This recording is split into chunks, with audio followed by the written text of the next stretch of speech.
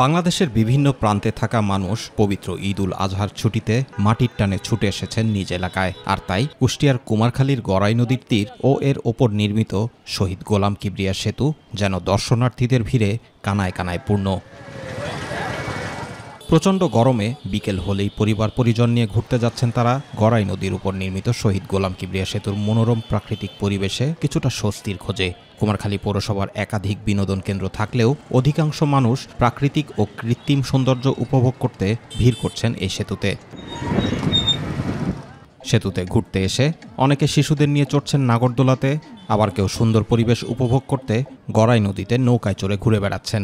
বিকেল থেকে রাত পর্যন্ত দর্শনার্থীদের ভিড়ে মুখরিত থাকছে এই সেতু এলাকা। নতুন ব্রিজটা হয়েছে আর কি, এজন্য আর কি সবাই দেখতেও আসছে। গড়াই নদীর পাশে জায়গাটা ভালো, বিকেল বেলা আসলে পারে ভালো বাতাস আসে, স্পেসটা সুন্দর, জায়গাটা এখানে ঘোরার মতো জায়গা, ফ্যামিলি নিয়ে আসলে মানে ভালো লাগবে। কেসারেন শেকড় থেকে শিখরে।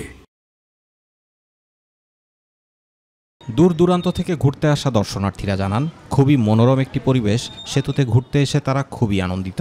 কুমারখালী পৌরসভার মধ্যে পৌর শিশু পার্ক, MN স্কুল বাদ ও ইকো পার্ক সহ বিভিন্ন বিনোদন কেন্দ্র থাকলেও বর্তমানে শহীদ গোলাম কিবরিয়া সেতু অন্যতম।